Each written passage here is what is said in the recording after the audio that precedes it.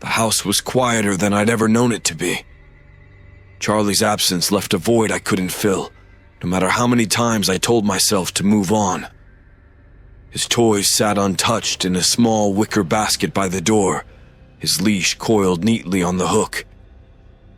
I had stopped lingering in the living room, where he'd collapsed a month ago, his soft brown eyes staring at me, pleading, as if to say he didn't understand what was happening either.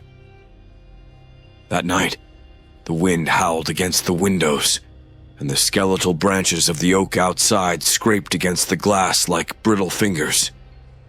I had just turned off the TV and was heading to bed when I heard it. The soft scratch of claws on hardwood. I froze mid-step, every nerve in my body alert. It was faint at first, almost dismissible. But then it came again, deliberate, insistent, as though someone, was testing the limits of my awareness. "Charlie," I whispered into the empty hallway, feeling foolish the second the name left my lips. He was gone. I'd watched him take his last breath. The sound stopped, and the house was still once more. I let out a shaky laugh, chalking it up to the creaks and groans of an aging home. Turning off the hallway light, I climbed into bed, pulling the covers tight around me. But the peace didn't last. Somewhere in the inky blackness of the house, I heard a whine. High-pitched, mournful, unmistakably canine. My heart lurched. Charlie had made that exact sound when he wanted to go outside, a plaintive call that always pulled me from whatever I was doing. "No," I murmured, my voice barely audible. "It's just the wind." But the sound persisted, growing louder, closer. The hairs on the back of my neck stood on end as I realized it wasn't coming from outside, but from the foot of my bed. I bolted upright, fumbling for the bedside lamp, but the bulb flickered and died the second I turned the switch. My breath hitched as I strained to see through the darkness. The room was empty, or at least it appeared to be. Then came the faint jingle of a collar. In the days that followed, the atmosphere in the house shifted. The air felt heavier, carrying with it the faint scent of dog fur, earthy and comforting but wrong in its sudden, inexplicable return. I couldn't help but linger on memories of Charlie bounding through the yard, his golden coat shimmering in the sun. But this wasn't the Charlie I remembered. It started small, his leash falling from its hook, a faint scratching at the back door. I tried to convince myself it was nothing, but denial became harder to maintain when his favorite squeaky toy, a faded yellow duck, appeared in the hallway. I distinctly remembered boxing it away with his other belongings, yet there it was, perched in the exact spot where Charlie used to drop it when he wanted to play. One night I came home late from work to find muddy paw prints leading from the front door to the couch. My stomach twisted into knots. I followed the trail, my pulse racing as I noticed the prints stopped abruptly, as though whatever made them had vanished mid-step. I began to dream about Charlie, but the dreams were wrong. In them, he stared at me from across the room, his eyes dark and unblinking. His mouth opened as if to bark, but no sound came out. Then, he would lunge toward me, faster than any living thing should be able to move, and I'd wake up drenched in sweat. One evening, I resolved to box up his belongings for good, hoping it would bring me peace. But as I reached for his collar, a low growl rumbled through the house. I froze, clutching the worn leather strap in my hand. The sound grew louder, guttural and unearthly, vibrating through the walls. My legs refused to move as the temperature in the room plummeted. I swore I could see my breath fogging in the air. Then from the corner of my eye, I saw him. Or at least, I thought it was him. Charlie stood at the threshold of the living room, his form shadowy and indistinct. But his eyes, bright yellow, glowing, and filled with an otherworldly malice, told me this wasn't my dog. It was something else entirely. The next day, I left the house for the first time in weeks, desperate to escape the oppressive air that seemed to cling to every corner.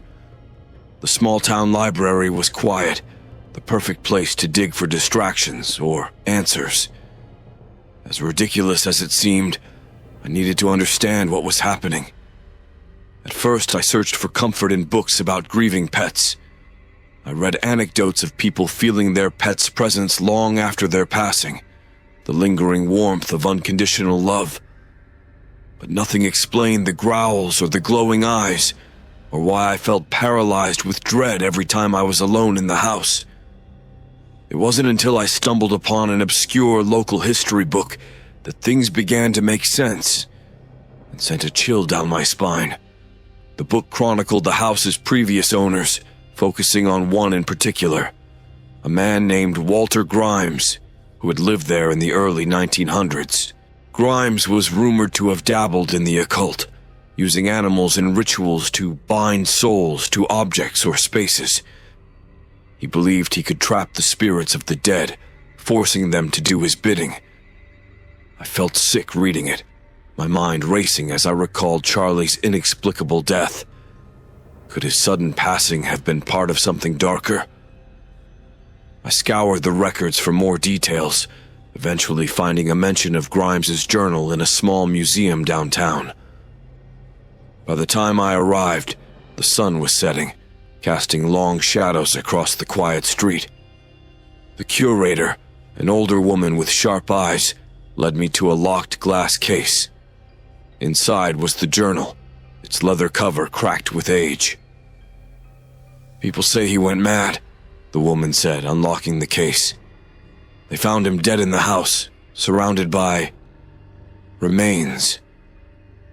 "What kind of remains?" I asked, though I already feared the answer. "Animals," she said. "Dogs, mostly. Some say the spirits never left." I flipped through the brittle pages, my hands trembling. Grimes's scrawled notes spoke of summoning rituals, sacrifices, and shaping the will of the lingering dead. One entry caught my eye. The binding must be done with the spirit still tethered, strongest when bonded by affection or loyalty. The result is obedient, until it is not. It hit me like a freight train. Charlie's death hadn't been natural. Something had been waiting, twisting the love we shared into a weapon. As I left the museum, the jingle of a dog collar echoed behind me. Though the street was empty, it hit me like a freight train.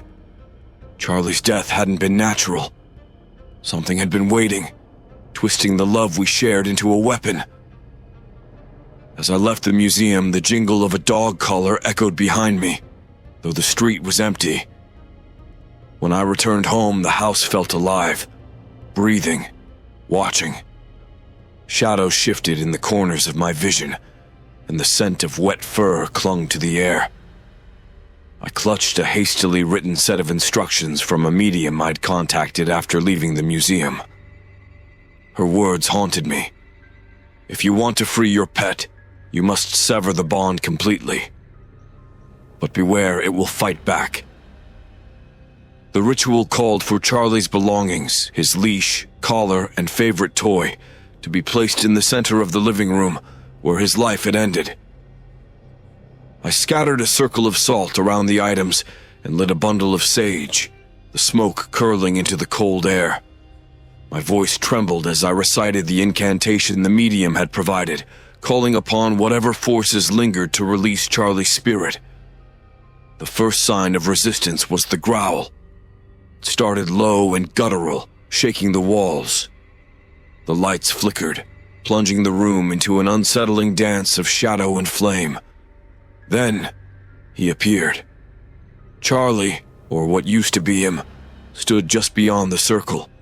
His golden coat was dull, matted with something dark and wet. His eyes, once warm and full of life, glowed with a hatred that wasn't his. He growled again, pacing just outside the salt line as if testing its strength. "I'm sorry, Charlie," I whispered. tears streaming down my face. "I just want to set you free." The growl became a snarl, and then he lunged. His body hit the invisible barrier of the salt, sending sparks into the air. He barked, the sound sharp and guttural, like nails scraping against glass. The room grew colder, and the air itself seemed to press down on me, making it hard to breathe. Shadows twisted on the walls, taking the shape of clawed hands reaching for me. "Let him go!" I screamed, throwing a handful of salt toward the apparition. For a moment, the growling stopped, replaced by a mournful whine. The Charlie I knew flickered into view, his tail wagging weakly. But the peace was short-lived. The shadowy presence surged forward, twisting his form into something monstrous. I grabbed the sage and stepped into the circle, my voice steady despite the terror clawing at my chest. "I release you, Charlie. Be free!" The entity howled, a sound that seemed to tear through my very soul. The shadows recoiled, and for an instant I saw Charlie's golden eyes soften. Then he was gone. The house fell silent, but the scars remained, on the floor, on the walls, and in my heart. For the first time in weeks, the air felt lighter, though I couldn't shake the feeling that something still lingered. The house was eerily quiet in the days following the ritual. At first, I convinced myself it was over. The oppressive air had lifted, the scratching noises ceased, and Charlie's belongings, once conduits of something dark, lay harmless and charred where the ritual had burned them. I told myself his spirit had been freed, that he was at peace now. But deep down, I couldn't shake the unease gnawing at me. Small things began to prick at the edges of my sanity. Shadows flickered in the corners of rooms where no light should have been. The air, while no longer suffocating, carried a faint chill that seemed to follow me. And then there were the dreams. They began subtly, me running through the yard with Charlie, his tail wagging, his golden coat shimmering. But each time the dream shifted. His fur turned matted, his wag slowed to a crawl, and his bright eyes dimmed into glowing yellow orbs that stared through me with a haunting, otherworldly malice. I'd wake gasping for air, drenched in sweat, my heart hammering as if I'd escaped something I couldn't name. It wasn't long before I started hearing the noises again. Late at night, when the house was still, the faint jingle of a collar would echo down the hall. It was so soft at first that I convinced myself it was in my head. But the sounds grew louder, nails clicking on the hardwood, a low whimper in the darkness, and one night, the unmistakable bark that sent chills rippling through my spine. I tried to rationalize it. Maybe the ritual hadn't worked entirely, or perhaps my grief was playing tricks on me.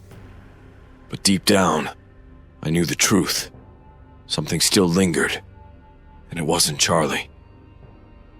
The final confirmation came one night as I lay in bed, too afraid to sleep. My door creaked open, slow and deliberate, and the air in the room turned frigid. My body stiffened as the faint scent of wet fur filled my nostrils. A low growl rumbled from the foot of the bed. Summoning every ounce of courage, I reached for my phone and turned on the flashlight. The beam illuminated the space at the foot of my bed, but it wasn't empty. A shadowy figure crouched there, low to the ground, its form shifting and writhing like smoke. At its center were two glowing yellow eyes, staring at me with a malevolence that froze the blood in my veins. The figure took a step closer, and the growl deepened. My breath hitched as the air pressed against me, the weight of its presence suffocating. Then, it spoke, not in words, but in a guttural, inhuman growl that somehow formed a single, chilling thought in my mind. "You are mine." The light flickered out, plunging me into suffocating darkness.